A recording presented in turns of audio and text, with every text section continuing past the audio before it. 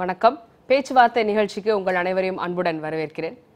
2012ஆம் ஆண்டு டெல்லியில் படித்து வந்த மருத்துவ மாணவி நிர்பயா 6 பேர் கொண்ட கும்பலால் வன்புணர்வு செய்யப்பட்டு கொல்லப்பட்ட அந்த வழக்கில் குற்றவாளிகளுக்கு மரண தண்டனை உச்சநீதிமன்றம் உறுதி செய்துள்ளது.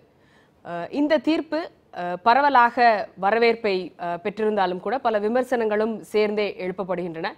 இந்த வழக்கில் தீர்ப்பை கொடுத்திருக்கக்கூடிய நீதிபதிகள் இது மிகவும் கொடூரமான காட்டுமிராண்டித்தனமான குற்றவாளிகளின் இந்த செயல் எந்த விதமான இளகிய மனம் கொண்டும் அணுக தேவையில்லை, எனவே மரண தண்டனையை கொடுக்க நாங்கள் நிர்பந்திக்கப்படுகிறோம் என்று தெரிவித்திருக்கிறார்கள். மேனகா காந்தி, பிருந்தா காரத் உள்ளிட்ட அரசியல் தலைவர்களும் இந்த தீர்ப்பை வரவேற்று பேசியிருக்கிறார்கள். பொதுவாக மரண தண்டனைக்கு கொள்கை அளவில் எதிர்ப்பு தெரிவிப்பவர்களும் கூட இந்த வழக்கில் மரண தண்டனை என்பது சரியே என்றும் பேசி வருகிறார்கள்.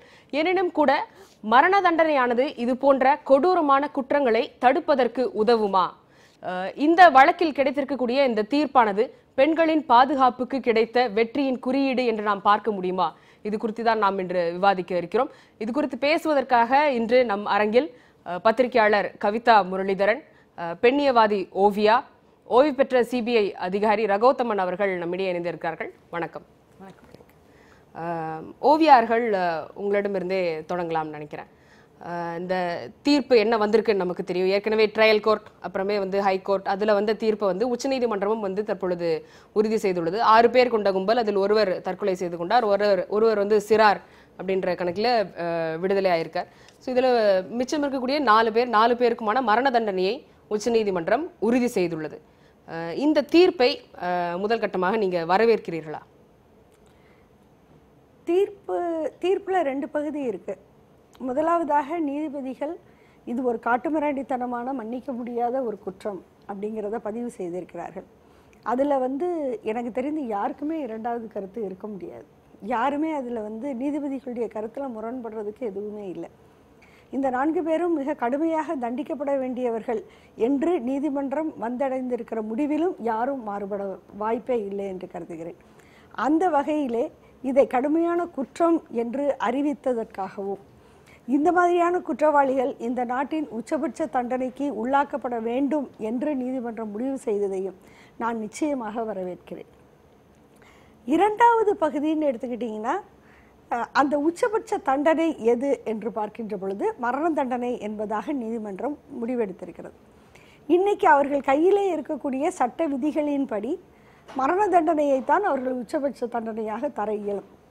இருந்தாலும் மனித உரிமை ஆர்வலர்கள் மிக நீண்ட காலமாகவே இந்த உச்சபட்ச தண்டனையாக மரண தண்டனையை சட்ட புத்தகத்திலிருந்து நீக்க வேண்டும் என்கின்ற குரலை எழுப்பி வருகிறார்கள். மரண தண்டனையை கொள்கை அடிப்படையில் எதிர்க்கின்ற யாரும் எந்த ஒரு குற்றத்துக்கும் இந்த ஒரு குற்றத்துக்கு மட்டும் மரண தண்டனை கொடுக்கலாம் என்று வாதிடுவதில் தர்க்க நியாயங்கள் ஏதும் இல்லை என்று நான் கருதுகிறேன். மரண தண்டனை கூடாது என்று ஒரு கொள்கை முடிவில் இருப்பவர்கள் குற்றவாளிகளுக்கு சார்பாக பேசுகிறவர்கள் அல்ல, அந்த குற்றங்களை நியாயப்படுத்துகிறவர்களும் அல்ல.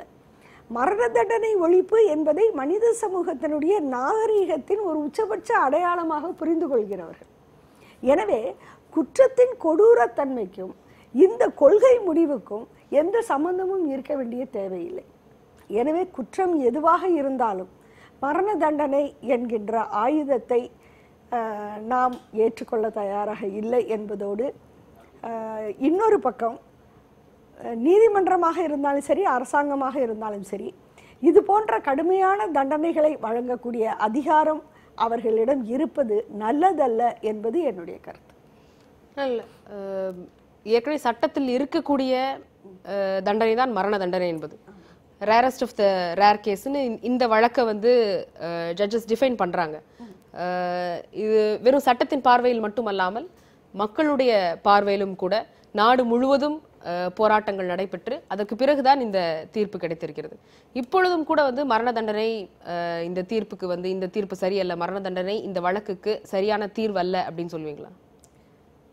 அதாவது மரண தண்டனை ஒழிப்பு என்பதை நான் நேரடியாக இந்த குற்றத்தோடு தொடர்பு படுத்துறதை நான் ஒத்துக்கிறலைன்னு சொல்றேன். மரண தண்டனை ஒழிப்பு என்பது வேறு ஒரு தளத்தில் இயங்கிக் கொண்டிருக்கின்ற ஒரு விஷயம்.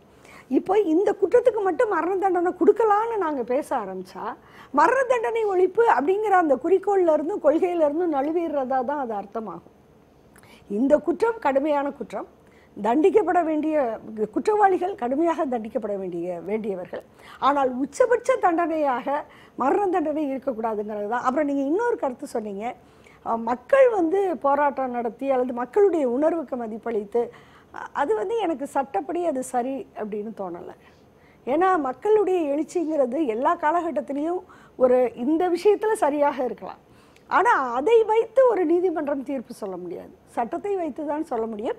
ஆனால் இன்னைக்கு சட்ட புத்தகத்தில் மரண தண்டனை இருக்கு, அதனால் அவர்கள் அதை கொடுத்திருக்கிறார்கள். அந்த நீதிபதிகளுக்கு வேற ஆப்ஷன் இருக்குன்னு சொல்ல முடியாது.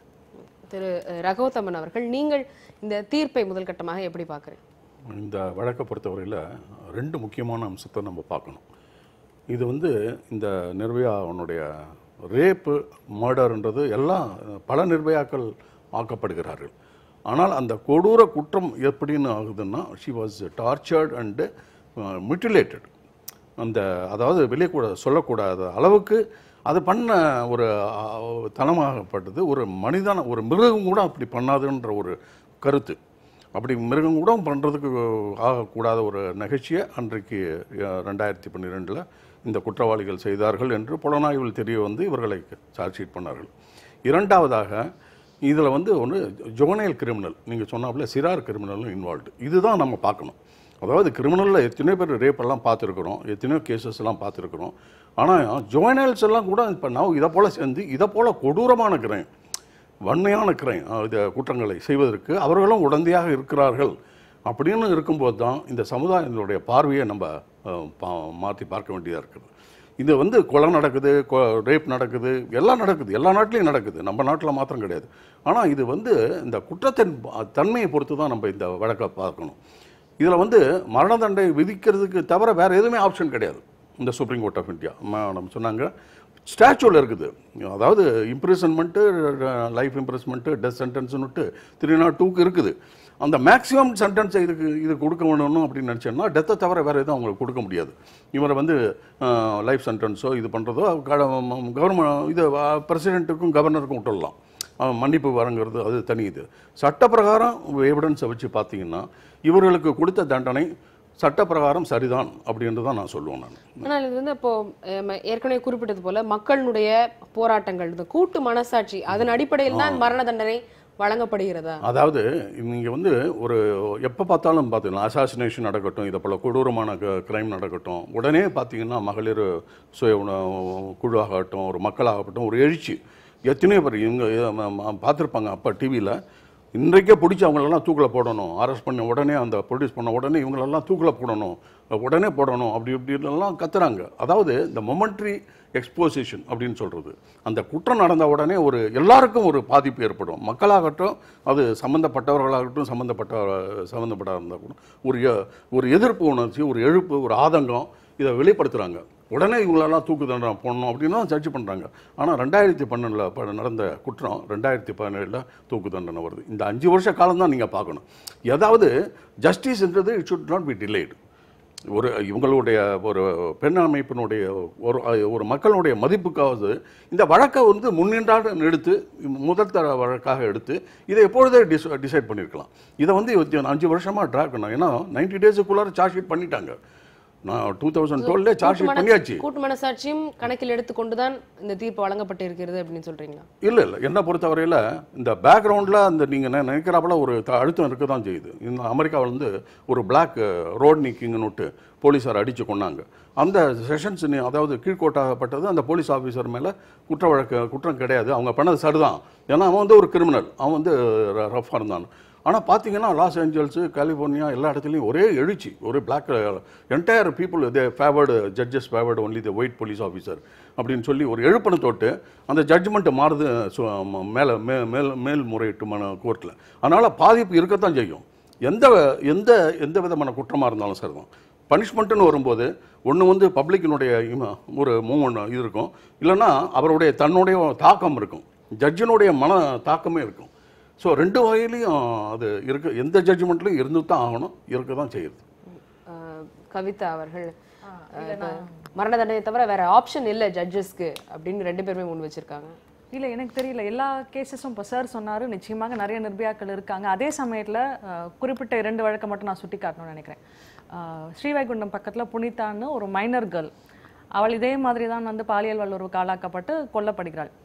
அவளுக்கான தண்டனை அந்த கேஸில் வந்து தண்டனை கூட சரியாக கொடுக்கலன்றாங்க. நீங்கள் லோக்கல் ரிப்போர்ட்டர்ஸ் கிட்ட பேசினப்போ தண்டனை கொடுத்து நிறைவேற்றிருக்காங்க, இம்ப்ரெசன்மெண்ட் கொடுத்துருக்காங்க. ஆனால் சிறைக்குள்ளே போனவங்க வந்து உண்மையான குற்றவாளிகள் இல்லை அப்படின்ற ஒரு சர்ச்சை வந்து இன்று வரைக்கும் ஓடிட்டு இருக்கு.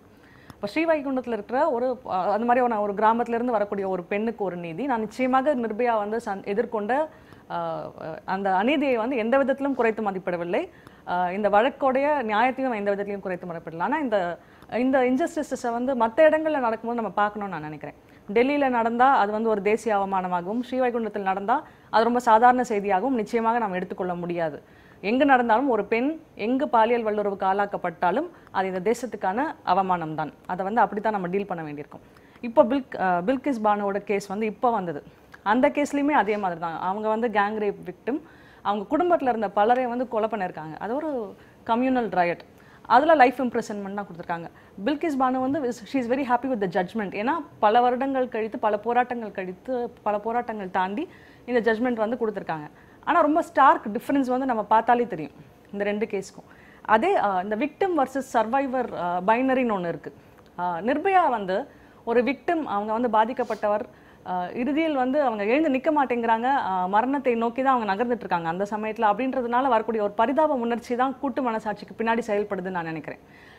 கிட்டத்தட்ட அதற்கு சில மாதங்களுக்கு முன்பு கல்கட்டாவில் வந்து சூசட் ஜார்டன்னு சொல்லிட்டு ஒரு park street gang rape victim. ஆனால் அவங்க வந்து ஷீ ஃபாட் பேக். அவங்க வந்து கோர்ட்டுக்கு போனாங்க. அவங்க சந்திக்காத அவமானங்கள் கிடையாது. அப்போ முதல்வராக இருந்த மம்தா பானர்ஜி வந்து அவங்கள வந்து பொய் சொல்கிறாங்க, கல்கட்டாவோட மானத்தை வாங்குறதுக்காக இப்படி பேசுகிறாங்கன்னு சொன்னாங்க. கோர்ட்டில் அவங்களுடைய உள்ளாடைகளை வந்து ஒரு கம்பு முனையில் மாட்டி வச்சு இப்படி காமிச்சு இதுதான் நீங்கள் போட்டுட்டு இருந்தீங்களான்னு கேட்டு கோர்ட்டில் அவமானப்படுத்தியிருக்காங்க. அதெல்லாம் தாண்டி அவங்க அந்த கேஸில் ஃபைட் பண்ணாங்க. 2 வருஷத்துக்கு முன்னாடி அவங்க இறந்துட்டாங்க. ஸோ அதுக்கு சூசைட் ஜார்டனுக்கு இல்லாத ஒரு எழுச்சி, இல்லை புனிதாவுக்கு இல்லாத ஒரு எழுச்சி வந்து நிர்பயாவுக்கு வரும்போது அதோடைய மற்ற ஃபேக்டர்ஸையும் நிச்சயமாக அந்த எழுச்சி முக்கியமான எழுச்சி தான், அதை மறுக்கல.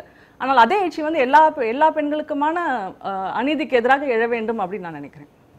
இந்த தீர்ப்பை வந்து சோஷியல் மீடியாவிலும் இல்லை பரவலாகவும் இந்த தீர்ப்பை வந்து கொண்டாடுற மனநிலையை எப்படி பார்க்குறீங்க? நிச்சயமா நீங்கள் அது ஏற்கனவே சொன்ன மாதிரி ஒரு கூட்டு மனசாட்சியோட மனநிலை தான். இந்த வழக்கை பொறுத்த வரைக்கும் ரொம்ப பிரத்யேகமான வழக்கு. ஏன்னா டெல்லியில் நடக்குது. டெல்லியில் பொதுவாக வந்து ஒரு வருஷத்துக்கு ஒரு 500 ரேப் கேசஸ் நடக்குது. ஆனால் சார் சொன்ன மாதிரி இந்த ரேப் அல்லது இந்த கிரைமோட ப்ரொப்போர்ஷன்ஸ் வந்து வேற மாதிரி இருந்தது. அதோடைய தகவல்கள் கொஞ்சம் கொஞ்சமாக வெளியில் வர மக்களுடைய கோபம் ரொம்ப அதிகமாச்சு.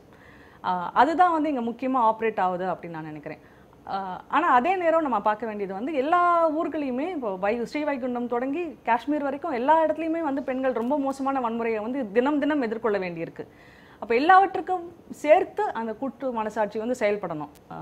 நிர்பயாவுக்கு மட்டும்தான் பேசுவோம், நாங்கள் வந்து ஒரு தமிழ்நாட்டில் இருக்கக்கூடிய ஒரு கிராமத்தில் அல்லது ராஜஸ்தானில் இருக்கக்கூடிய ஒரு பெண்ணுக்காக பேச மாட்டோம் அப்படின்றது வந்து சரியான எனக்கு தெரியல. நிர்பயாவோட சேர்த்து எல்லாருமே நிர்பயாக்கள் தான். நம்மளை பொறுத்த வரைக்கும் எல்லாருமே வந்து பயமறியாத பெண்கள் தான். எல்லாருமே வந்து அந்த அநீதியை எதிர்த்து ஏதோ ஒரு அளவில் வந்து போராடி கொண்டு இருப்பவர்கள் தான். நான் எல்லாருக்குமாக சேர்த்து இந்த கூட்டு மனசாட்சி செயல்பட வேண்டும் நான் நினைக்கிறேன். அந்த கூட்டு மனசாட்சியினுடைய தாக்கம் நீதிபதிகளிடம் கண்டிப்பாக இருக்கலாம் அப்படின்னு சொல்லும் பொழுது அப்போ எப்படி அது பாரபட்சமற்ற தீர்ப்பு ஏற்றுக்க முடியுமா? அது தீர்ப்பை பற்றி நம்ம விமர்சிக்க கூடாது. ஆனால் நான் சொல்லணும்னு நினைக்கிறது தான், ஒன்று முதல்ல மரண தண்டனை வந்து அது இருக்கக்கூடாது. ஏன்னா மரண தண்டனை அப்படின்றதே ஒரு கரெக்டிவ் மெஷர், ஒரு நபர் திருந்துவதற்கான வாய்ப்பு கொடுக்குற ஒரு விஷயம். அது வந்து மரண தண்டனையில் வந்து எலிமினேட் ஆகுது. அப்புறம் ஐ ஃபார் அன் ஐ அப்படின்றது எப்போவுமே ஒரு தண்டனை ஆகாது. இப்போ நார்வேல நடந்த ஒரு முக்கியமான ஒரு 2012 நடந்த ஒரு 77 பேரை கொலை பண்ண பிரெய்விக் அப்படின்ற குற்றவாளிக்கு வந்து அந்த நாடு வந்து மரண தண்டனையை ஒழித்து விட்ட நாடு. கடுமையான இன்டர்நேஷனல் ப்ரெஷர் இருந்தது இந்த பர்டிகுலர் கேஸ்க்கு வந்து மரண தண்டனை கொடுக்கணும் அப்படின்னு. ஆனால் குற்றங்களுக்கு ஏற்றால் போல் எங்கள் சட்டங்களை மாற்ற முடியாது அப்படின்னு சொல்லி மரண தண்டனை கொடுக்க முடியாதுன்னு சொல்லி 21 ஆண்டு சாலிட்டரி கன்ஃபைன்மெண்ட் இன் ஐசோலேஷன், தனிமை சிறை வந்து தண்டனையாக கொடுத்தாங்க. அது மிகப்பெரிய தண்டனை தான் நான் நினைக்கிறேன். ஈக்குவலி டிஸ்ட்ரிக்ட் வந்த தண்டனை நீங்கள் வந்து ஐசோலேஷனில் இருக்கிறவங்களுக்கு தான் அதோட வலி தெரியும் அப்படின்னு எனக்கு தோணுது. ஸோ அந்த மாதிரியான விஷயங்களை தான் நம்ம பார்க்கணும். தண்டனை அப்படின்றது வந்து திருந்துவதற்கான ஒரு வாய்ப்பாக இருக்கணும் அப்படின்னு நான் நினைக்கிறேன். ஸோ இந்த மாதிரி ஆப்ஷன்ஸ் நம்ம ஜட்ஜஸ்க்கு இல்லைன்னு நினைக்கிறீங்களா? இப்போ மரண தண்டனை மட்டுமே தான் இருந்திருக்கக்கூடிய ஒரே ஆப்ஷன் நினைக்கிறீங்களா? கூட்டு மனசாட்சியினுடைய தாக்கம் நீதிபதி மேல் இருந்திருக்கலாம் அப்படின்னா அப்போ அவங்க குறிப்பிட்ட மற்ற வழக்குகளுக்கெல்லாம் என்ன பதில்? அப்போ அதெல்லாம் இப்போ ரேரஸ்ட் ஆஃப் த ரேர் எப்படி டிஃபைன் பண்ணுவீங்க? அப்போ அவங்க சிஸ்டர் சொன்னாப்ல பில்கிஸ் பானு கேஸ்ல நம்ம no the law is equal for all, nobody is above law is equal. Punishment இது சட்டம் பிரகாரம் ஒரு ரேப் நடந்ததுன்னா அது எந்த ஊரில் நடந்தாலும் சரிதான், அது எங்கே நடந்தாலும் சரிதான், குற்றம் தான். ஆனால் இந்த பனிஷ்மெண்ட்டுன்னு வரும்போது தான் டிஃபர் ஆகுது. நீங்கள் சொல்கிறாப்புல அந்த சில பேர் லைஃப் சென்டென்ஸ் கூட கொடுக்கறது கிடையாது. 7 வருஷம் தண்டனை ரேப்பு கேஸுக்கெல்லாம் வித்தவுட் மர்டர் நாட் இது. பட் இருந்தால் கூட 5 வருஷம் கொடுக்குறாங்க, 2 வருஷம் கொடுத்தாங்க. இன்னொரு கேஸில் இங்கே இதே ஹைகோர்ட் ஜட்ஜு ஒரு ஜட்ஜ்மெண்ட் வந்துச்சு. ரேப் பண்ண ஒரு கேர்ளே போய் நீ கல்யாணம் பண்ணிக்கிட்டு அவளுக்கு வாழ கொடு, ஐ வாண்ட் டு அப்படின்னு அது சொன்ன பிறகு அதனுடைய தாக்கத்தினுடைய இம்பேக்ட் இங்கே எப்படி இருந்ததுன்னா எல்லாமே அந்த ஜட்ஜு மேலே எடுத்தாங்க. இதை சுவமோட்டோவாக சுப்ரீம் கோர்ட் எடுத்து ஜட்ஜ்மெண்ட் வாஸ் ரிவர்ஸ்ட். எந்த ஜட்ஜ்மெண்ட் கொடுத்தாரோ சட்டத்தில் இதே கிடையாது, ப்ரொவிஷனே கிடையாது. ஒரு ஜட்ஜ்மெண்ட் கொடுத்தாங்கன்னா ஒரு டைப்போகிராஃபிக்கல் எரராக இருக்கலாம், இல்லைன்னா இதாக இருக்கலாம், அதை தான் மாற்ற முடியும். ஆனால் ஜட்ஜ்மெண்ட்டே அதே ஜட்ஜு மாறிட்டார். ஸோ நீங்கள் சொல்கிறாப்புல தாக்கம்ன்றது ஒன்று சோஷியல் மீடியா, ரெண்டாவது மக்கள், மூன்றாவது ஜஸ்டிஸ். இது மூணுத்தையும் வச்சு பார்க்கும்போது தான் உங்களுக்கு தெரியும். ஆகவே ஒரு ஜட்ஜாகப்பட்டவர் அவர் நினைக்கிறாரு அந்த பொண்ணுக்கு வாழ்வை கொடுத்து இவன் திருந்தனான்னா நல்லது அப்படின்னு ஜட்ஜ்மெண்ட்டு கொடுத்துருக்கிறாரு. இது மெட்ராஸ் ஹைகோர்ட்டில் கொடுத்த ஜட்ஜ்மெண்ட்டு திருந்தணும் அப்படின்னு நல்ல மனசோடு கொடுத்தாருன்னு நம்ம ஒரு நல்ல நினைக்கிறாங்க. ஆனால் அது எதிர்ப்பு பார்த்தீங்கன்னா அந்த சுப்ரீம் கோர்ட்டே ஆகப்பட்டது அந்த ஜட்ஜ்மெண்ட் ரிவர்ஸ் பண்ண வச்சுது. அதனால் தாக்கம் இல்லாமல் இருக்கவே இருக்காது. எப்பொழுது ஒரு பப்ளிக்கில் ஒரு பெண்ணாகப்பட்டவள் ஒரு மானபங்கப்படுத்துவரார்களோ அதை சிஸ்டர் சொன்னாப்புல டெல்லியில் நடந்தது. ஆனால் டெல்லியில் இருக்கிற அந்த விமன் அந்த நீங்கள் பார்க்கலாம் ஒரு வாரமாக பெரிய போராடினாங்க. போலீஸுக்கு அரெஸ்ட் பண்ணணும், இம்மிடியேட்டாக இது பண்ணணும் அப்படின்னுட்டு இம்மிடியேட்டாக ஐடென்டிஃபை பண்ணி டெல்லி போலீஸும் நல்லா இன்வெஸ்டிகேஷன் பண்ணி உடனே பிடிச்சி அரெஸ்ட் பண்ணாங்க. காவல்துறை எல்லா இடத்துலையும் இதே போல ஆட் பண்ணது அதுதான் நாங்கள் சொல்கிறது. அதை சொல்ல வரதான், அதுக்கு தான் நான் சொல்ல வரேன். எப்பொழுது அந்த ஜட்ஜினுடைய தாக்கம் இருக்குதோ இந்த மக்களுடைய ப்ரெஷர் தான் அந்த போலீஸை சீக்கிரம் அந்த கேஸை அக்யூஸ்ட்லாம் பிடிக்க வேண்டிய நிலைமை ஏற்பட்டது. ஒவ்வொரு பிரச்சனைக்கும் இந்த மாதிரி மக்களுடைய பிரஷர் வராது. அதுதான் அந்த நம்ம நாட்டினுடைய ஒரு பாவத்தன்மை என்னன்னா, ஒரு பரிதாபம் என்னன்னா, கேஸுக்கு சட்டத்துக்கு புறமான ஒரு குற்றத்துக்கு ஏற்றான ஜஸ்டிஸே கிடையாது. எங்கெங்க ப்ரெஷர் இருக்குதோ, எங்கெங்க தாக்கம் இருக்குதோ, இப்போ பார்க்கலாம் மதுக்கடையில் நீங்கள் பார்க்குறீங்க, ஒரு போலீஸ் ஆஃபீஸர் அடிக்கிறார் ஒரு பொண்ணை, புரியுதுங்களா? ஒரு அடிக்கிறாரு, என்ன உரிமை இருக்குது அவருக்கு அடிக்கிறதுக்கு? ஒரு பப்ளிக் மீடியாவில் அடிக்கிறதுக்கு என்ன உரிமை இருக்குது? ஆகவே நீங்க பாத்தீங்கன்னா மக்கள் எழுச்சி இருக்கிற நேரத்தில் மட்டும்தான் காவல்துறையினரும் அதிகாரத்தில் இருப்பவர்களும் செயல்படுவார்கள். அப்போ மக்கள் எழுச்சியை பார்த்து போலீஸ் இது மாத்திரம் இல்லை, நம்மளுடைய போலீஸ் டிபார்ட்மெண்ட்டுக்கே கெட்ட பிறப்பா இந்த கேஸ் எப்படியாவது கண்டுபிடிக்கணும் அப்படின்னுட்டு ஒரு ஆர்வம் எல்லா கேஸ்லையும் இருக்கும். எல்லா கேஸ்லையும் பெரிய கேஸில் சம்மந்தப்பட்ட எல்லா இதுலையும் இருக்கும். இதிலே ஒரு மினிஸ்டருடைய பையன் இன்வால்வ்டுன்னு இந்த கேஸில் இருக்கட்டும். டேக் ஃபார் எக்ஸாம்பிள், இந்த ரேப் கேஸில் ஒரு மினிஸ்டரோ ஒரு பொலிட்டீஷியனோ அவனுடைய சன் இந்த கேஸில் இன்வால்வ் ஆகிருக்கணும். யூ வில் சீ த தாக்கம் எப்படி இருக்குன்னுட்டு. That will be different. அதனால் கேஸை பொறுத்தவரையில், இந்த வழக்கை பொறுத்தவரையில் இன்னும் அந்த ஸ்டாச்சுவில் மேக்ஸிமம் பனிஷ்மெண்ட் அதை தவிர அந்த ஜட்ஜ்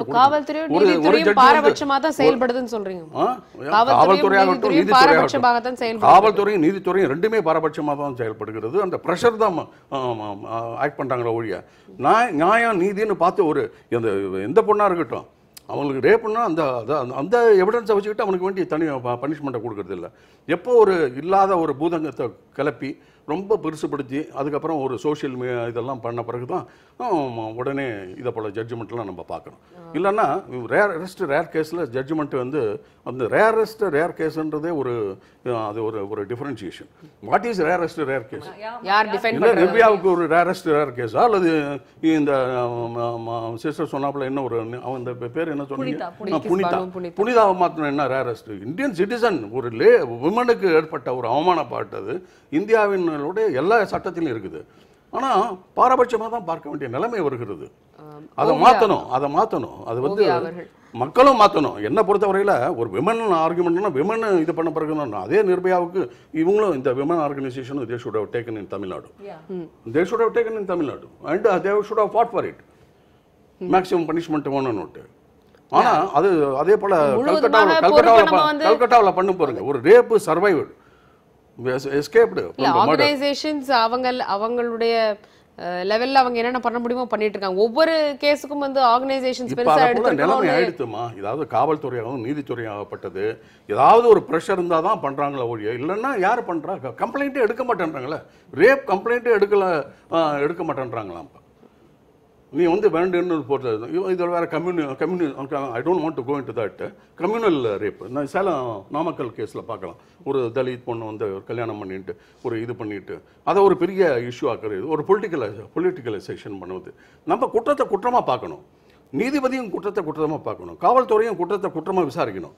இது எல்லாமே இப்பொழுது பார்த்தீங்கன்னா குற்றத்தில் யார் இருக்கா அதுக்கு தந்தாப்புல கேஸு, குற்றம் ஜாஸ்தி இருக்கா மக்கள்லாம் ஒரே இதாக இருக்காங்களா அதுக்கு ஒரு ஜட்ஜ்மெண்ட்டு அப்படின்னு ஒவ்வொன்றும் தாக்கம் இருக்குது. அந்த என்னை பொறுத்தவரையில் இந்த தேவதாஸ்ன்றதும் ஹைகோர்ட் ஜட்ஜு கொடுத்தாரு அந்த wrap விக்டிமோட.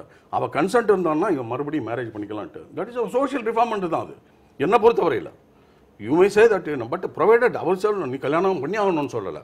Provided she is willing to have அப்படின்னு தான் ஒரு இது பண்ணாரு. அது வந்து ஒரு ரெவல்யூஷனரி ஜட்ஜ்மெண்ட். பட் ரேப் பண்ணவர ஒரு பொண்ணு வில்லிங்க எப்படி விரும்ப முடியும்? அதாவது நீங்க வந்துட்டு நான் அதை தயவு செய்து தப்பா நினைக்காதீங்க.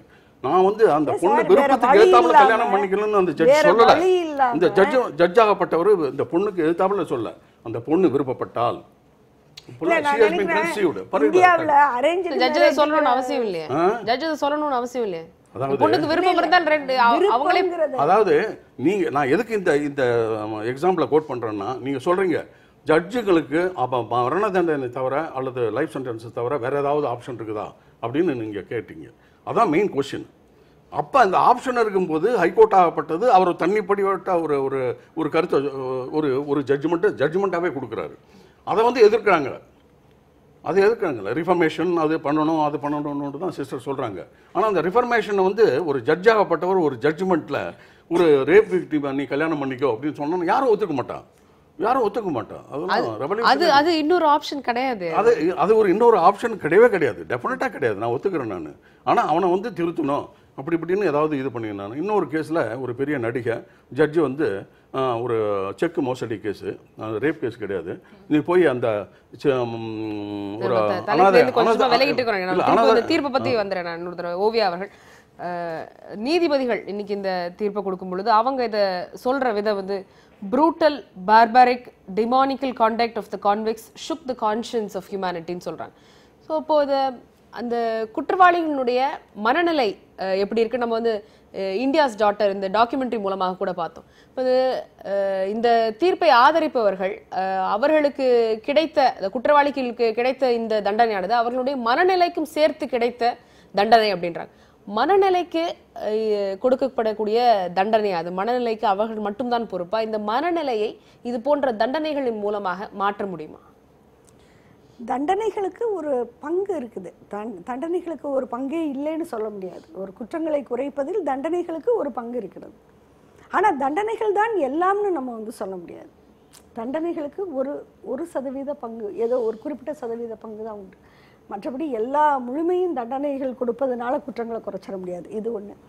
ரெண்டாவது, இந்த தீர்ப்பை கொண்டாடுகிறார்கள் அப்படிங்கிற வார்த்தையை நீங்கள் பயன்படுத்தினீங்க. அது ரொம்ப முக்கியமான ஒரு விஷயம் நான் பார்க்குறேன். எப்படி நிர்பயாவுடைய ஒரு கொடுமையான மரணம் என்பது வேதனையை தருகிறதோ அதுபோல தான் இந்த 4 பேர் நாளைக்கு சாக போகிறாங்கங்கிறதும் நல்ல மனிதர்கள் மனசில் வேதனையை தான் தரணுமே ஒழிய கொண்டாட்ட தரக்கூடாது. ஏன் இந்த இளைஞர்கள் இப்படி வழிமாறி போனார்கள்? ஏன் அவர்கள் இப்படி இந்த வயசில் தங்களுடைய உயிரை இழக்க நேரிடுகிறது? இந்த சிந்தனை தான் மக்கள் மனசில் வரணும். அப்படி வராமல் இதில் ஏதோ வந்து நாம் பழி வாங்கிட்டோம், பழி தீர்த்துட்டோம் அப்படிங்கிற ஒரு உணர்வுக்கு மக்கள் ஆட்பட்டால் அது சரியான உணர்வு இல்லைங்கிறத நான் சுட்டிக்காட்ட விரும்புகிறேன். பாதிக்கப்பட்டவர்களுக்கு நீதி அப்படின்ற கேள்வி இல்லை, அதுதான் வர்றேன் நான். அந்த கொண்டாட்ட மனநிலைக்குள்ளார இருக்கலாம். அதை வந்து ஒரு நாகரிக சமூகத்தின் அடையாளமாக நம்ம கொண்டுட்டு போக முடியாது. அதிலிருந்து தான் மரண தண்டனையே தோன்றுது மனித சமுதாயத்தில். பழிக்கு பழி அப்படிங்கிற ஆனால் அந்த பழிக்கு பழிங்கிற நிலையிலிருந்து நம்ம வெளியே வரணுங்கிறது தான் நம்ம வைக்கிற ஆர்கியூமெண்ட்டாக இருக்குது. இன்னொன்று, இந்த கொண்டாட்ட மனநிலைங்கிறது இன்னொரு விஷயத்துக்கு கொண்டு போகுது. அது என்னன்னு கேட்டால், இந்த சமுதாயம் ரொம்ப சூப்பராக இருக்குது, நாங்கள் ரொம்ப பிரமாதமாக பெண்களை வச்சுருக்கிறோம், ஒவ்வொரு வீட்லேயும் ரொம்ப அருமையாக பெண்களை வன்முறை இல்லாமல் பாதுகாக்கிறோம், இந்த 4 குற்றவாளிகள் விதிவிலக்காக குற்றம் செய்து விட்டார்கள். ரேரஸ்ட் ஆஃப் ரேருங்கிற வார்த்தைக்குள்ளார இது எல்லாமே அடங்குது. இந்த 4 குற்றவாளிகள் விதிவிலக்கானவர்கள். எனவே அவர்கள் கொல்லப்படுவதன் மூலமாக இந்த பழி என்பது முழுமையாக தீர்ந்து போய்விடுகிறது அப்படிங்கிற ஒரு விஷயமும் இதுக்குள்ளார இருக்கு. அதை நாம் ஏற்றுக்கிறவே முடியாது. இந்த 4 பேரை உருவாக்குறதுல இந்த கொண்டாடுகிற மக்களுக்கும் இந்த மக்களுடைய கூட்டு மனச்சாட்சிக்கும் என்னென்ன பங்கு இருக்குங்கிறதையும் நாம் சிந்திக்கணும். நீங்கள் இந்தியாஸ் டாட்டருங்கிற ஆவணப்படத்தை ரொம்ப சரியாக குறிப்பிட்டீங்க சாரதா. இந்தியாஸ் டாட்டர் படத்தை பார்த்தா இந்த குற்றவாளிகள் எப்படிப்பட்ட ஒரு சமூக நிலையிலிருந்து வர்றாங்க, அவங்க பெண்ணை பற்றி என்ன கருத்து வச்சிருக்கிறாங்க, அது ஒரு குற்றவாளி கொடுத்த பேட்டியே இன்னும் நம்ம முன்னாடி இருக்குது. அந்த பேட்டியின் முன்னால் என்னை கேட்டால் இந்த இந்திய சமூகம் அல்லது தமிழ் சமூகம் இன்று வரை ஊமையாக நின்று கொண்டிருக்கிறது. அந்த பேட்டிக்கு என்ன பதில் வினையை இந்த சமுதாயம் தந்திருக்கு? அந்த ஒரு குற்றவாளி சொல்றார், நான் கூப்பிட்டா அவ நான் என்னுடைய வரையறைகளின்படி அவ அந்த வரம்புகளை மீறிய பெண், ஒரு ராத்திரி வெளியே வந்திருக்கிறா, ஒரு பையனோட வந்திருக்கிறா, அதனால அவளை நான் டேக்கன் ஃபார் கிராண்டடா நினைக்கிறேன். இது இங்க இருக்கிற ஒரு ஆணின் மனமாக இருக்கிறது. அப்படி நினைக்கும் பொழுது நான் கூப்பிட்டா அவ வந்திருக்க வேண்டியது தானே. இதுதான் அந்த குற்றவாளியோட குரல். இந்த குரலுக்கு எதிராக எவ்வளவு புரட்சிகரமான போர்க்குரல்கள் இந்த மண்ணிலே எழுப்பப்பட்டிருக்கு. அந்த பாலியல் வன்முறைங்கிற குற்றத்துக்கு எதிராக தான் இவங்க பேசியிருக்காங்க.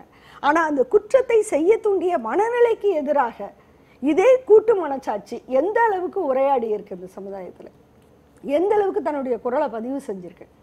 இன்னைக்கு இந்த குற்றத்தை, இந்த தண்டனையை கொண்டாடக்கூடியவர்கள் எத்தனை பேர் அந்த குரலுக்கு பதில் சொல்லி இருக்கிறார்கள்?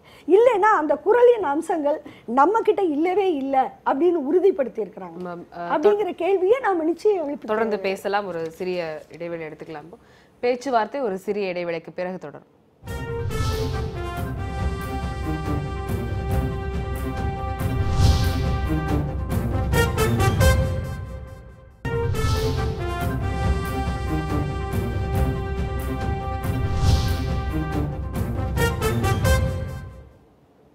பேச்சுவார்த்தை நிகழ்ச்சி தொடர்கிறது. நிர்பயா வழக்கில் குற்றவாளிகளுக்கு மரண தண்டனையை உச்சநீதிமன்றம் உறுதியளித்துள்ளது. அது குறித்து தான் நாம் பேசி வருகிறோம். திரு ரகோத்தமன் அவர்கள், இடைவெளிக்கு முன்பு பேசிட்டு இருக்கும் பொழுது இந்த மனநிலைக்கு தண்டனை கொடுத்திருப்பது சரியா, மனநிலைக்கு தண்டனை கொடுக்க முடியுமா அப்படின்னு பேசிட்டு இருந்தோம். நம்ம இப்போ தண்டனை என்பது ஒரு குற்றத்தை திருத்துவதில் இல்லை குற்றத்தை ஒழிப்பதில், சமூகத்தில் ஒழிப்பதில் தண்டனைக்கு ஒரு சிறிய அளவு பங்கு தான் இருக்கு அப்படின்னு ஓவியா அவர்கள் குறிப்பிட்டிருந்தாங்க. ஸோ இந்த மனநிலையை மாற்றுவதில் இந்த தண்டனைகள் ஏதேனும் வழிவகுக்க முடியுமா? நம்ம சட்டத்திலையும் நம்மளுடைய இப்போ இருக்கிற ஒரு கான்ஸ்டிடியூஷனல் ஒரு செட்டப்லையும் ஒரு நீதித்துறையினுடைய செயல்பாடுகளையும் காவல்துறை செயல்பாடுலையும் அவன் ஏன் அவன் மனநிலை எப்படி பண்ணான் ஏது பண்ணான்னு ரிசர்ச் பண்ண வேண்டிய அவசியமே கிடையாது. போலீஸ்காரனுக்கு இன்வெஸ்டிகேட் பண்ணி சார்ஜ் ஷீட் பண்ணணும், அவனை குற்றவாளின்னு கோர்ட்டில் போடணும், இந்த குற்றத்தை செய்திருக்கிறாரு குற்றவாளின்னு கோர்ட்டில் போடணும், அதான் அவனுடைய வேலை. இவர் ஏன் செய்தார் எதுக்கு செய்தாருன்னு ஒரு ரிசர்ச் அண்ட் அனாலிசிஸ் மராட்டம் பண்ணி இவருக்கு போலீஸ்காரன் எழுதணும்னு வச்சுங்க, நீ காசு வாங்கிட்டு பண்ணிட்டீங்கன்னு கூட சொல்லுவீங்க.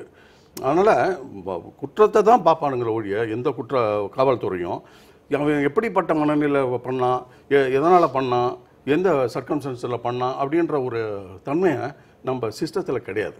இது மாதிரியான தண்டனைகள், இந்த உச்சபட்ச தண்டனைகள் கொடுக்கும் பொழுது அது இந்த மனநிலையை மாற்றுவதற்கு ஏதேனும் வழியில உதவுமா?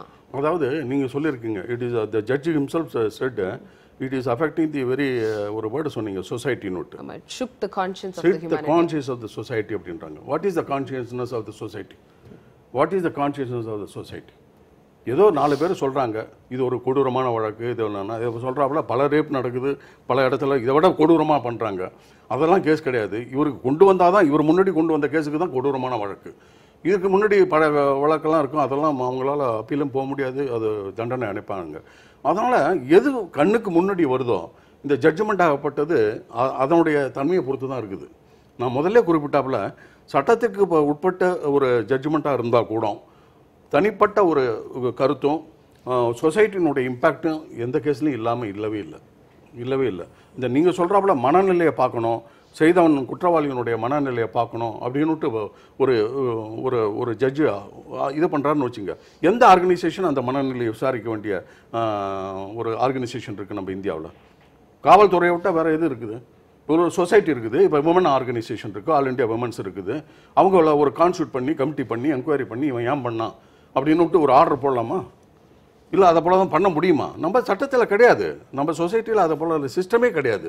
அந்த சிஸ்டத்தை உருவாக்கணும். அந்த நான் மாடர்னைசேஷன் ஆகும்போது இப்போ எல்லாமே டிரான்ஸ்பரன்சி, எல்லா மனுஷனுக்கும் மனுஷன் நேரு, பெண்கள் ஆண்கள் எல்லாமே ஒன்றா இருக்கும்போது ஒரு மாற்றம் பண்ணல, சட்டமும் மாறணும்.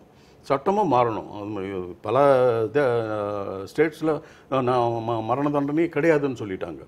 அங்கே மரண தண்டனை இருக்க வேண்டிய அவசியம் கிடையாது. ஆனால் சில ஸ்டேட்டில் மரண தண்டனை வேண்டும்னு தான் சொல்கிறாங்க. இது இல்லாமல் இருக்கவே முடியாது அப்படின்னு சொல்கிறாங்க. இதால் குற்றம் குறையுமா அப்படின்னு நீங்கள் அடுத்த கேள்வி கேட்கலாம். இந்த மரண தண்டனையால் இந்த 4 பேருக்கு விட்டத்தோட இந்த ரேப்பே நடக்காதா, இதை போல் நிர்பயாலாம் இனிமேல்ட்டு இது பண்ணிங்கன்னா அடுத்த கொஸ்டினுக்கு நாங்கள் ஆன்சர் சொல்கிறது என்னென்னா, இந்த குற்றம் நடக்கும், இன்னும் பல குற்றங்களும் நடந்துட்டு தான் இருக்கும். இதை விட மோசமாக தான் நடக்கும். ஏன்னா இப்போ இருக்கிற என்னை பொறுத்தவரையில் சோஷியல் மீடியாக்கப்பட்டது. நான் சொல்கிறேன், நான் சோஷியல் மீடியாவில் எதுக்கு இளைஞர்கள் பார்க்கக்கூடாதோ அந்த செய்திகளெல்லாம் அதில் வருது, அந்த படங்களெல்லாம் அதில் வருது. அந்த உணர்ச்சி வசப்படுறாங்கன்னு சொல்கிறோம் பார்த்தோம்னா, அந்த உணர்ச்சியை தூண்டக்கூடிய ஒரு சோஷியல் மீடியா வர்ற ஒரு இது இப்போ the world has become a small. முதல்லாம் பக்கத்து வீட்டுக்காரன் என்ன செய்யறதுன்னு தெரியாது.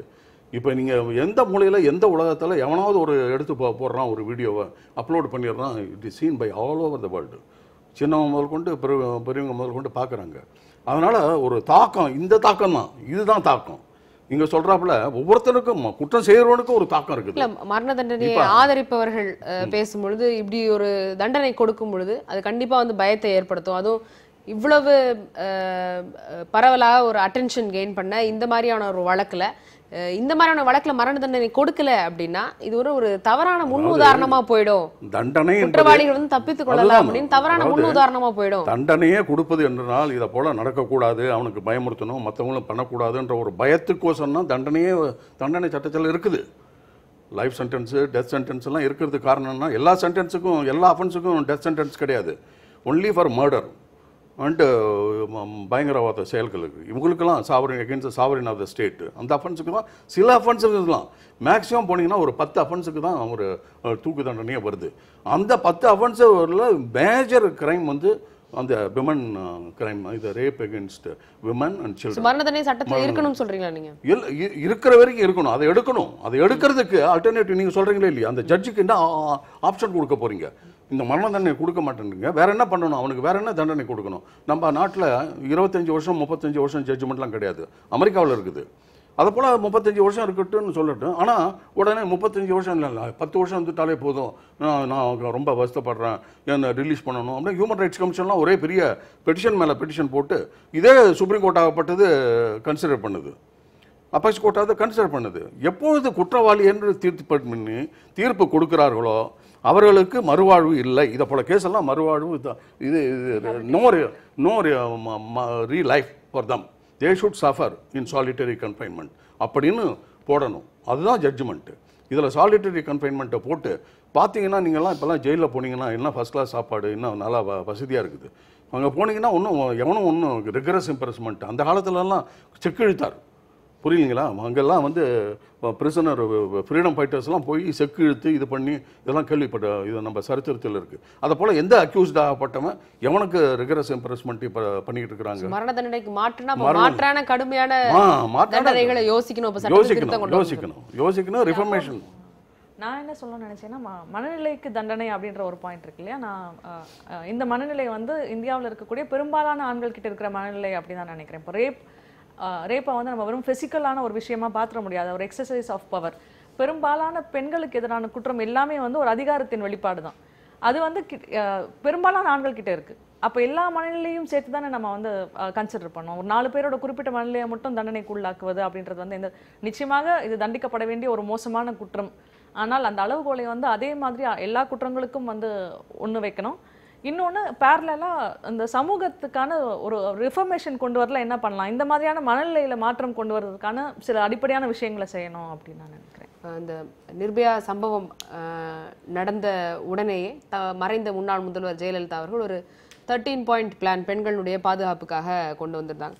அதில் அவங்க வந்து அதோடு சேர்த்து அவங்க சொன்னது வந்து மத்திய அரசுக்கு தான் வந்து மரண தண்டனை மற்றும் கெமிக்கல் காஸ்ட்ரேஷன் இது ரெண்டையும் வந்து தன்னுடைய சார்பிலாக மத்திய அரசுக்கு வந்து பரிந்துரைப்பேன் அப்படின்னு கூறியிருந்தாங்க. இந்த மாதிரியான செக்ஷுவல் அஃபென்சஸ் வந்து குண்டாஸ் ஆக்ட் கீழே வந்து கொண்டு வரணும் அப்படின்றதையும் அவங்க வந்து சொல்லியிருந்தாங்க. ஸோ ஒரு பக்கம் சட்டத்தை இது போன்ற குற்றங்களை நான் வந்து ஏற்றுக்கொள்ளவே மாட்டேன். அதாவது மறைந்த முன்னாள் ஜெயலலிதா மட்டுமல்லாமல் அதிகாரத்தில் இருப்பவர்கள் இது போன்ற பரிந்துரைகள் இல்லை இந்த மாதிரியான தண்டனைகளை பரிந்துரைப்பதன் மூலமாக இந்த மாதிரியான குற்றங்களுக்கு எதிராக நான் வந்து கொஞ்சம் கூட துளி கூட நான் வந்து பொறுத்துக்க மாட்டேன் அப்படின்ற மாதிரியான ஒரு துணியை வெளிப்படுத்தினாலும் கள நிலவரம் எப்படி இருக்கு, நிஜமாகவே அவர்கள் சொல்லக்கூடிய துணி களத்துல வந்து பிரதிபலிக்குதுன்னு நினைக்கிறீங்களா? அதாவது கிரைம்ஸ் அகெயின்ஸ்ட் விமென்க்கு வந்து 0 டாலரன்ஸ் பாலிசி ரொம்ப ரொம்ப முக்கியம் நான் நினைக்கிறேன். அது வந்து அதில் எந்த சந்தேகமும் இல்லை. ஏன்னா பெண்களுக்கு எதிரான குற்றங்கள் வந்து நிறைய வந்துகிட்டு இருக்கு. ஆனால் அதற்கான தண்டனைகளும் இந்த அது வந்து தொடர்கதையாக தான் இருக்குது. இந்த 4 பேருக்கு தண்டனை கொடுத்ததோடு முடிஞ்சிட போகிறதில்ல. ப்ளஸ் நீங்கள் மரண தண்டனை கொடுத்தீங்கன்னா அடுத்தது என்ன பண்ணுவாங்கன்னா ரேப் பண்ணிட்டு கொலை பண்ணுவாங்க. சாட்சியே இருக்கக்கூடாது, இதை பண்ண தான் ட்ரை பண்ணுவாங்க. ஸோ பெண்களுக்கு எதிரான குற்றங்கள் வந்து இன்னும் அதிகமாகக்கூடிய வாய்ப்பு இருக்குது. அப்போ இதை ஒரு ஹோலிஸ்டிக்காக தான் அப்ரோச் பண்ணணும்னு நினைக்கிறேன். நீங்கள் 0 டாலரன்ஸ் பாலிசி அப்படின்றது எல்லா அளவுலையும் இருக்கணும், தண்டனையில் மட்டும் இருக்கக்கூடாது. நீங்கள் கல்வியிலேருந்தே வந்து உங்கள் மாற்றத்தை நீங்கள் கொண்டு வரணும். கல்வி முறையிலேருந்தே ஒரு மாற்றத்தை கொண்டு வரணும். சேரிட்டி பிகின்ஸ் அட் ஹோம்னு சொல்கிறாங்க. பெண் சுதந்திரமும் சமத்துவமும் வீட்டிலிருந்து தொடங்கணும். நம்ம எத்தனை பேர் வீட்டில் வந்து பெண்களை வந்து ஒழுங்காக நடத்துகிறாங்கன்னு தெரியல. ஆனால் வெளியில் வந்து நிர்பயாக்காக கொடி பிடிக்கிற நிறைய பேர் வந்து வீட்டுக்குள்ளே எப்படி ரியாக்ட் பண்ணுவாங்க எல்லாத்தையுமே நம்ம கணக்கில் எடுக்கணும், எல்லாத்தையும் பேசணும். நீங்கள் அந்த மாற்றத்தை கொண்டு வராமல் திரும்ப வந்து குற்றங்களை வந்து அதாவது சிம்டம்ஸை வந்து அட்ரஸ் பண்ணாமல் வெறும் டிசீஸை மட்டும் அட்ரஸ் பண்ணுற மாதிரி தான் இது இருக்குன்னு நான் நினைக்கிறேன். ஓவியா அவர்கள், நம்ம இந்த வழக்குக்கு தீர்ப்பு கிடைத்து விட்டது. ஆனால் இதை ஒட்டி பல விஷயங்கள் நடைபெற்றது. கிரிமினல் லா சட்ட திருத்தங்கள் கொண்டு வரப்பட்டது, நிர்பயா ஃபண்ட் ஒதுக்கப்பட்டது. இப்போ அந்த சட்ட திருத்தங்களில் பார்க்கும் பொழுது அவங்க ஏற்கனவே குறிப்பிட்ட மாதிரி ஒரு ஹோலிஸ்டிக் அப்ரோச் தேவை. ஸ்கூல்ஸ்லேருந்து நீங்கள் இந்த விஷயங்களை வந்து ஆரம்பிக்கணும் அப்படின்னு இன்ஃபேக்ட் அந்த சட்டத்திலேயே கூட வந்து ஆண் பிள்ளைகளையும் பெண் பிள்ளைகளையும் ஸ்கூல் கிளாஸ் ரூம்ஸில் எப்படி அவங்கள வந்து ட்ரீட் பண்ணணும், பெண் பிள்ளைகள் கையில் வந்து தொடப்பொருள் கொடுத்து கிளாஸை பெருக்க விடுறது, பசங்க கையில் பெஞ்சு தூக்க விடுறது, இதெல்லாம் பண்ணக்கூடாதுன்னு அவ்வளோ ஸ்பெசிஃபிக்காக இறங்கி அவங்க வந்து அந்த லாவில் வந்து சொல்லியிருந்தாங்க. ஸோ இதெல்லாம் இம்ப்ளிமெண்ட் செய்யப்பட்டிருக்கா? நிர்பயா ஃபண்ட் பல இடங்களில் வந்து யூஸ் பண்ணப்படாமல் திருப்பி கொடுக்கப்படுகிறது. ஸோ ஒரு பக்கம் வழக்குக்கான இந்த தீர்ப்பு கிடைத்திருக்கு அப்படின்னு பலரும் வந்து பாராட்டக்கூடிய இந்த வேளையில் அதை ஒட்டி நாம் கவனிக்க வேண்டிய விஷயங்கள் என்னென்னவாக இருக்கும்? இல்லை, இதே அடிப்படையில் தான் நான் சென்ற முறை உங்களுடைய கேள்விக்கு நான் பதில் சொல்லியிருந்தேன். நான் மீண்டும் வந்து நான் யாரோட பேச விரும்புகிறேன்னா சொசைட்டி அட் லார்ஜ், சமூகத்தோடு தான் நான் உரையாட விரும்புகிறேன். அதை தான் நான் பதிவு செஞ்சேன். நீதிபதிகளுடைய இந்த வழக்கில் இதைத்தான் அவர்கள் செய்திருக்க முடியும் அவர்கள் கையில் இருக்கிற சட்ட புத்தகத்தின்படி என்பதிலும், இந்த குற்றவாளிகள் கருணைக்கு எந்த விதமான தகுதியும் அற்றவர்கள் என்பதிலும் எனக்கு வந்து இன்னொரு கருத்து கிடையாது. ஆனால் இந்த சமூகம் இந்த குற்றத்திற்கான காரணங்களை பற்றி போதுமான அளவில் கவனம் கொள்ளவில்லை. இப்போ நீங்கள் சொன்ன மாதிரி இந்த சம்பவம் வந்து ஒரு பெரிய அதிர்வை உண்டு பண்ணுச்சு. அதுக்கு வந்து பல காரணங்கள் இருக்குது. இப்போ வந்து நாம் ஒவ்வொரு வழக்கோடையும் ஒப்பிடும் பொழுது சில வழக்குகளில் வந்து அதிக கவனம் பெறுவதற்கும் பல வழக்குகள் கவனம் பெறாமல் போவதற்கும் இந்த சமூகத்தினுடைய ஸ்ட்ரக்சர் ஒரு பெரிய காரணமாக இருக்குது. இப்போது நீங்கள் குரியாலிட்டி அப்படின்னு பார்த்தீங்கன்னா இங்கே நடந்த நந்தினியோட கொலையை நீங்கள் எடுத்துக்கிட்டால் கூட அதுக்கு ஈக்குவலான குரியாலிட்டி தான் வந்து நந்தினியோட வழக்குலேயும் இருக்குது. ஆனால் அதற்கு எதிராக ஐயா கூட சொன்னாங்க நிர்பயாவுக்காக தமிழ்நாட்டில் ஏன் குரல் எழுப்பலைன்னு. இன்னும் சொல்லப்போனால் நிர்பயாவுக்காக தமிழ்நாட்டில் குரல் ஓரளவு எழுப்பப்பட்டிருக்கலாம், அதுவே அந்த ப்ரொபோர்ஷனேட்டாக இட் இஸ் கரெக்ட் ஒன்லி. ஆனால் நந்தினியை அந்த மாவட்டத்தை தாண்டி தமிழகம் முழுக்க கூட நம்மளால் குரல் எழுப்ப முடியலை. அப்புறம்ல தமிழகத்துக்கு வெளியே வந்து நீங்கள் குரல் எழுப்புறதுங்கிறது. எனவே இந்த குற்றங்களை தீர்மானிப்பதிலும் தண்டனைகளை தீர்மானிப்பதிலும் அந்த குற்றத்தால் பாதிக்கப்பட்டவர்களுடைய சமூக நிலையும் குற்றவாளிகளுடைய சமூக நிலையும் ஒரு பெரிய பங்கு வகிக்கிறது அப்படிங்கிறத வந்து ஐயாவே கூட வந்து இடையில சொன்னாங்க. இந்த தண்டனை வந்து எல்லாருக்கும் ஒரே மாதிரி வருதா அப்படின்னு. அதை தாண்டி நீங்கள் சொன்னது போல் இது நடந்து முடிஞ்சோன்னா ஒரு வர்மா கமிஷன் பெரிய கமிஷன் போடப்பட்டது, சில சட்ட திருத்தங்கள் கொண்டு வரப்பட்டன. அதன் பிறகு வந்து மற்ற மாநிலங்களை பற்றி நமக்கு தெரியல. தமிழ்நாட்டுடைய கல்வித்துறை வந்து ஓரளவு இதில் கவனம் செலுத்தியது. ஏன்னா நானே அதில் நேரடியாக பங்கு பெற்றிருக்கிறேன். அது பாடத்திட்டங்கள் எல்லாம் மனித உரிமை கல்வி அப்படின்னு கொண்டு வந்தாங்க. இந்த மனித உரிமை கல்விக்காக ஆசிரியர்களுக்கு வந்து தனிப்பட்ட முயற்சியில் பயிற்சிகள் கொடுத்தாங்க. நானும் அந்த பணியில் பங்கு பெற்ற காரணத்தினால என்னால் அதை சொல்ல முடியும். இதெல்லாம் ஒரு வரவேற்கத்தக்க அம்சங்கள் தான். இந்த நிகழ்ச்சியை ஒட்டி அவர்கள் இந்த நடவடிக்கைகள்லாம் நமக்கு கிடைக்குதுன்னா அதை வந்து நம்ம அக்னாலஜ் பண்ணலாம். ஆனால் இந்த சமூகம் நினைப்பது போல அந்த குற்றவாளிகள் வந்து இந்த சமூகத்தின் சாதாரண மனிதரிலிருந்து 90% அப்படியே திருப்பி தலைகீழாக மாறுபட்டவர்கள் இல்லைங்கிறத தான் நான் சொல்ல விரும்புகிறேன். இந்த சமூகத்தின் சாதாரண ஆண்மகனிலிருந்து அவர்கள் ஓரளவுக்குத்தான் வேறுபட்டிருக்கிறார்கள். அந்த ஓரளவுக்கு மாறுபட்டதில் மிக கொடூரமானவர்களாக அவர்கள் வெளிப்பட்ட காரணத்தினால் தண்டிக்கப்பட்டிருக்கிறார்கள். மற்றபடி இங்கே இருக்கக்கூடிய சாதாரண மனநிலை என்பது, இந்த நாட்டினுடைய அடிப்படையான நம்பிக்கை என்பது பெண் காவலில் இருக்க வேண்டியவள். இதை இந்த நாட்டின் மதம் சொல்லுகிறது, சாஸ்திரம் சொல்லுகிறது, நீதி சொல்லுகிறது, இது எல்லா துறைகளும் அதை குடும்பம் சொல்லுகிறது. காவலில் இல்லாத பெண் என்பவள் தண்டிக்கப்பட வேண்டியவள். அந்த தண்டனையை கொடுக்கின்ற அதிகாரம் ஆண்களுக்கு இருக்கிறது என்று ஆண்கள் இன்றளவும் நினைக்கிறார்கள். அந்த நினைப்பை நாம் மாற்ற முடியுமா? மாற்ற வேண்டும். அதுதான் அடிப்படையான கலாச்சார பணி. பெண் வந்து காவலில் இருக்க வைக்கப்பட வேண்டியவள் அல்ல. அவள் வந்து ஒரு சக மனுஷி. நமக்கு வந்து இருக்கக்கூடிய அனைத்து உரிமைகளும் இந்த பெண்ணுக்கு இருக்கு. நமக்கு இருக்கக்கூடிய சுய கௌரவம் இந்த பெண்ணுக்கு இருக்கு. அதுக்கு மரியாதை கொடுத்து தான் சக மனிதனாகிய நான் நடந்து கொள்ள வேண்டும் என்பதை இந்த நாட்டின் ஆண் குழந்தைகளுக்கு அடிப்படையில் சொல்லித்தர வேண்டும், குடும்பம் சொல்லித்தர வேண்டும். இன்னைக்கு வந்து நம்ம வந்து பொம்பளை பிள்ளைங்களை தான் வந்து அறிவுரை சொல்லி சொல்லி சொல்லி வளர்க்குறாங்க. ஆம்பளை பிள்ளை வந்து எப்படி வேணாலும் இருக்கலாம், அவன் ஆம்பளை பிள்ளை, அதனால ஒன்றும் பாதிப்பு இல்லைங்கிறாங்க. ஆனால் அந்த பெற்றோர்களுக்கு நான் சொல்கிறேன், இன்றைய இந்த தண்டனை, இந்த தீர்ப்பு, இந்த தண்டனையில் நமக்குள்ள மாறுபட்ட கருத்தையெல்லாம் ஒரு பக்கம் தள்ளி வச்சுட்டு இந்த பெற்றோர்களுக்கு நான் சொல்ல விரும்புகிறேன், தயவு செய்து உங்களுடைய ஆம்பளை பிள்ளைங்களை நீங்கள் உண்மையாகவே நேசிக்கிறீர்கள் என்று சொன்னால் நீங்கள் ஒரு காரியத்தை செய்யுங்கள், நீங்கள் அவர்களுக்கு அறிவுரை சொல்ல உங்களை தகுதிப்படுத்திக் கொள்ளுங்கள். உங்களுடைய இறுதி கருத்துக்கள். இந்த வழக்கை பொறுத்தவரையில் நீங்கள் சொன்னாப்புல ஒரு மனத்தாக்கத்தில் அந்த judgement right from the beginning இன்வெஸ்டிகேஷன்லேருந்து இது வந்து ஜட்ஜ்மெண்ட்டு நீங்கள் எதிர்பார்த்தது தான். இது வந்து யாரும் வேறுபாட்டு ஜட்ஜ்மெண்ட் எதிர்பார்க்கல. இந்த வழக்காகப்பட்டது ரைட் ஃப்ரம் த டே இந்த இன்சிடென்ட் டுக் பிளேஸ், அதிலிருந்தே தாக்கம் அந்த போலீஸுக்கு, காவல்துறைக்கு தாக்கம். அதுக்கப்புறம் அந்த காவல்துறை இன்வெஸ்டிகேட் பண்ணி அதை போட்ட பிறகு நீங்கள் சொல்கிறாப்புல ஒரு அக்யூஸ்ட் இறந்துட்டார், ஒன்றும் வந்து ஜுவனல் கிரிமினல், அவரை தூக்கு தண்டனை போடக்கூடாது, சட்டத்தில் இல்லைன்னா அதுக்கும் போட்டிருப்பாங்க.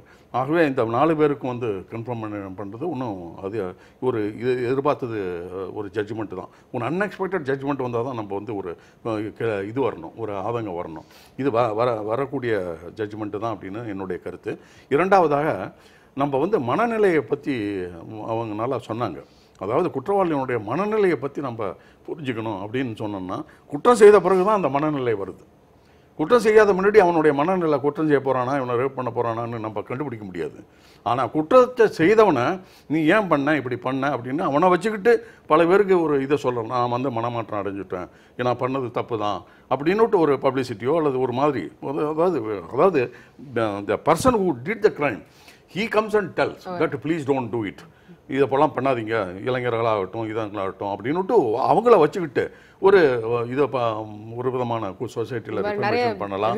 அதை விட்டுட்டு நீங்கள் வந்துட்டு உள்ளார போட்டு ஜெயிலில் போட்டு அவனை அழுத்தி போட்டு நான் தூக்கு தண்டனைன்னுவாங்க, அதுதான் பிரசிடென்ட்டு போவான், அதுக்கப்புறம் பாடணும், அதுக்கு ஒரு பெரிய தூக்கு தண்டனை அப்படியே கன்ஃபர்மேஷன் பண்ணால் கூட அதுக்கு ஒரு ஆர்கனைசேஷன், அதில் நானும் ஒரு மெம்பர் தான், அதில் ஒன்று ஆன்டி ஹேங்கிங் பண்ணக்கூடாது. ஏன்னா ஒரு மனுஷனாக உயிராகப்பட்டது சட்டத்தின் பிரகாரம் எடுக்கிறதுக்கு சட்டத்திற்கே இருக்கக்கூடாது. ஒரு மனுஷனுடைய லைஃப் அவன் எடுத்துக்கலாம், யார் வேணாலும் எடுத்துக்கலாம். ஒரு கடவுளால் உருவாக்கப்பட்ட ஒரு உயிரை ஒரு அரசாங்கப்பட்டது அதை காப்பாற்றணும் முடிய அதை அழிக்கக்கூடாது. அப்படி அழிக்கக்கூடிய ஒரு சட்டம் தான் இந்த மரண தண்டனைன்றது. அது தனி. கவிதா அவர்கள் பிரைவிக் வழக்கு நடந்து கொண்டிருந்த போது கடுமையான இன்டர்நேஷனல் ப்ரெஷர் வந்து நார்வே மேலே இருந்தது. அப்போ சிவில் சொசைட்டியாக நார்வே ரெஸ்பாண்ட் பண்ண விதம் வந்து ரொம்ப அமேசிங்னு நான் நினைக்கிறேன். அவங்க சொன்ன ஒரு விஷயம் வந்து பிரைவிக் வேண்டுமென்றால் மனநோயாளியாக இருக்கலாம், ஒட்டுமொத்த நார்வேயும் அப்படி இருக்க முடியாது அப்படின்னு சொல்லி தான் மரண தண்டனையை வந்து அவங்க எதிர்த்தார்கள். அது ரொம்ப முக்கியமான விஷயமா நான் இங்கே குறிப்பிடணும்னு நினைக்கிறேன். மரண தண்டனை வந்து நிச்சயமாக ஏற்றுக்கொள்ள முடியாத விஷயம். அதே நேரம் பெண்களுக்கு எதிரான குற்றங்களை ஜீரோ டாலரன்ஸ் பாலிசியோட கையாள வேண்டியது இந்த அரசாங்கங்களோட கடமை. ஒரு சிவில் சொசைட்டியாக நம்மளுடைய கடமை வந்து பெண்களுக்கு எதிரான குற்றங்களுடைய அடிப்படைகளை வந்து சரியாக்கணும்னு நான் நினைக்கிறேன். அது ஓவியா சொன்ன மாதிரி அதோட பேஸ்க்கு போய் குடும்பத்திலிருந்து, கல்வியிலிருந்து, பள்ளிகளிலிருந்து, கல்லூரிகளிலிருந்து நம்ம வந்து சமத்துவத்தை சொல்லிக் கொடுக்க ஆரம்பிக்கணும். அது ரொம்ப ரொம்ப முக்கியமான விஷயம்னு நான் நினைக்கிறேன். இந்த வழக்கினுடைய தீர்ப்பை ஒட்டி பல்வேறு விஷயங்களை நிகழ்ச்சி அரங்குக்கு வந்து பகிர்ந்துக்கிட்டீங்க. சத்தம் போட்டு கூச்சலிட்டு உங்களுடைய கருத்துக்களை தெரிவிக்கிற வேண்டிய அவசியம் இல்லாமல் ரொம்ப நிதானமாகவும் ஆழமாகவும் உங்களுடைய கருத்துக்களை பதிவு செஞ்சீங்க. மிக்க நன்றி. மற்றொரு நிகழ்ச்சியில் சந்திப்போம். நன்றி, வணக்கம்.